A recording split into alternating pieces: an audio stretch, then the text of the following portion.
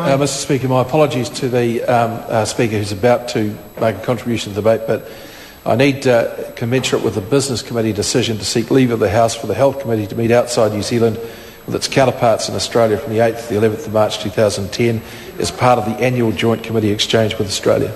Leave is sought for that purpose. Is there anyone opposed to that course of action? It appears not. Leave is granted. Honourable David Parker. Thank you, Mr Speaker. I will begin by refuting some of the assertions that Dr Smith made, knowing them to be wrong. The first is his claim that the current Labour opposition opposes the date to extension for full funding. He knows that his statement to that effect in his speech a minute ago is just totally incorrect. He knows that I personally have had that it was Labour Party policy at the election to extend the date to full funding. He knows that I've had a members' bill in the ballot all of this year that could have made this happen a year ago even, and he knows that in the Select Committee report we said, and I quote, "We support the extension of the date for full funding of historic claims but oppose the bill overall."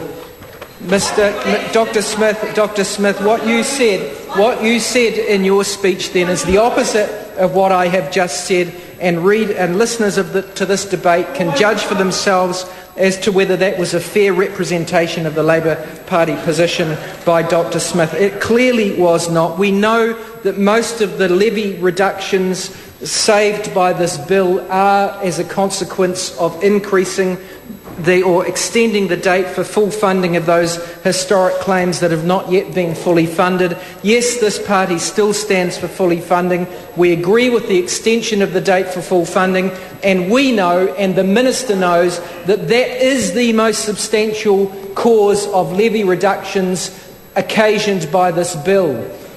He likes to hide from that reality, and that's the reason that he hasn't extended the date for full funding until now, because he tries to use the levy reductions that are occasioned by extending the date for full funding of the tail as an excuse to cut other parts of the scheme. What are the other parts of the scheme that he's cutting? Well, these are real cuts. These are going to hurt people. These are going to hurt people that have had accidents at work especially. At present, you can be put off ACC cover. That means that your earnings-related compensation comes to an end, and your rehabilitation treatment, your physiotherapy, your orthopaedic interventions, etc., they come to an end after you are deemed to be ready to return to the workforce. You can only be deemed to be ready to come back to the workforce if you're well enough to work 35 hours a week currently.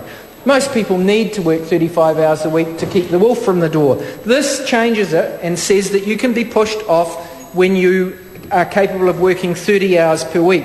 That works in concert with another change to the rules, which says that ACC will no longer have to have regard to pre-accident earnings.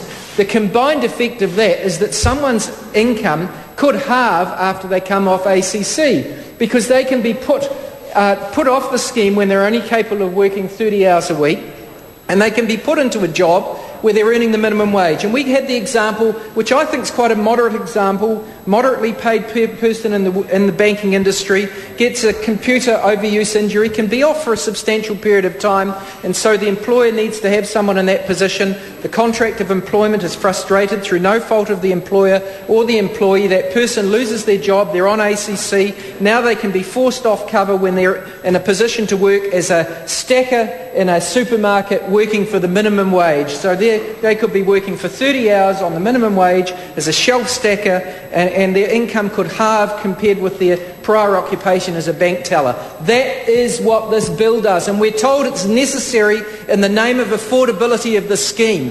That is nonsense. That is wrong. The government didn't present any information as to what are the comparative costs of this scheme compared with Australia until the opposition, as is their right, asked officials to prepare some information comparing costs for employers of New Zealand ACC with costs in the Australian schemes. I would have thought we would have had that information prepared by the government or for the government by departments, but no, we didn't. I would have thought that submitters that came from business organisations that were multinationals or their representative organisations who have access to that information from those multinationals operating in jurisdictions like Canada, Australia, United Kingdom, United States? No, we didn't have any information from those submitters, despite requests from the opposition that they provided it. The only information we got was that which was requested by the opposition, and when it came, it showed that levies for employers in Australia for employee risks are approximately, they're significantly higher in New Zealand, sometimes twice as high, and on average about 50% higher than those levies are in New Zealand. There is no justification on that basis for making ACC provision more miserable for New Zealand workers than it currently is. And let's not pretend it's great now. Being deemed fit for work doesn't mean to say you get a new job. Already more than 50% of the long-term claimants that go off cover are not in full-time work. A significant proportion are languishing on the dole queue at a cost to the state rather than their former employer through ACC levies. Already a significant proportion are without any income, probably because they can't get a job and because their husband or wife is in employment. And already a significant proportion are only in part-time work. The majority of people don't get back to full-time work for a very, very long time. So don't give us the affordability line, because the only information we had is that it remains cheaper than Australia. And he talked about accident rates and said that we haven't done any work on accident prevention in New Zealand. That is rubbish.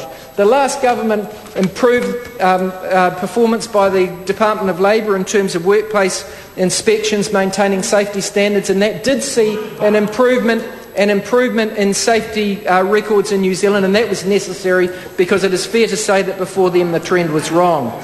It is also true to say that the work that was done on road safety, including improvements through better highways, better safety standards for new vehicles, and educational programs and drunk driving enforcement, etc., saw accident rates per 100 kilometres, I think that's right, isn't it, Annette? Saw accident rates per 100 kilometres driven drop. Yes, it's true that total accidents may have increased, but during that 10-year period, of course, there were a lot more kilometres driven by our higher populations driving further and an economy which, at least under us, improved.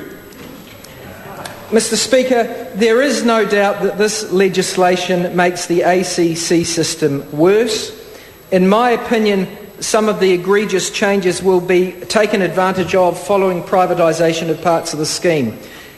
You have to be naive to think that a private insurer will want to contribute to accident prevention work in the same way that can be achieved through a state-owned monopoly. You have to be naive to think that if you had the right to push people off cover once they were work ready for 30 hours and you didn't have to have regard to their pre-accident earnings, you'd have to be naive to think that an insurance company who has the right to push someone into a lower paid job wouldn't do so. They will do so. They will act as they do in other spheres of insurance. They will do what is permissible within the letter of the law and within the letter of the policy to the extent that they can to minimise their costs.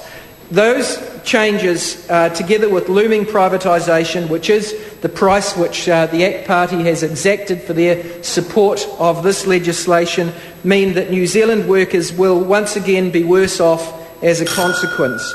Mr. Speaker, we have heard time and again from this national-led government that they have an ambition to improve the lot of New Zealanders, especially New Zealand workers, to approach the position that Australian workers are in. And yet in this area we see that despite the fact that levies are cheaper for employers by quite a margin in New Zealand, and we already have a system which is the envy of Australia, we see that for workers their lot deteriorates. Their lot deteriorates because the generosity of the provision that they get is worse. I will say something briefly again about Dr. Smith's accusation that we're for Graham Burton and criminals. We're not. We don't favour any compensation for him. He should not get earnings-related compensation. He should not get lump sum compensation. He has neither of them. It is an absolute sideshow, but we have David Garrett and other people, inhumane as he is, saying that not only should they lose compensation, they shouldn't even get a prosthetic leg.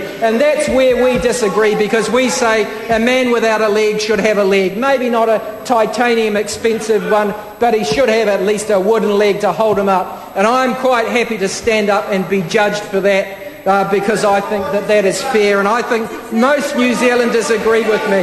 That's exactly what you said, Mr. Garrett, and I think you should reflect on the inhumanity of your position. That's not to say Graham Burton's a bad person.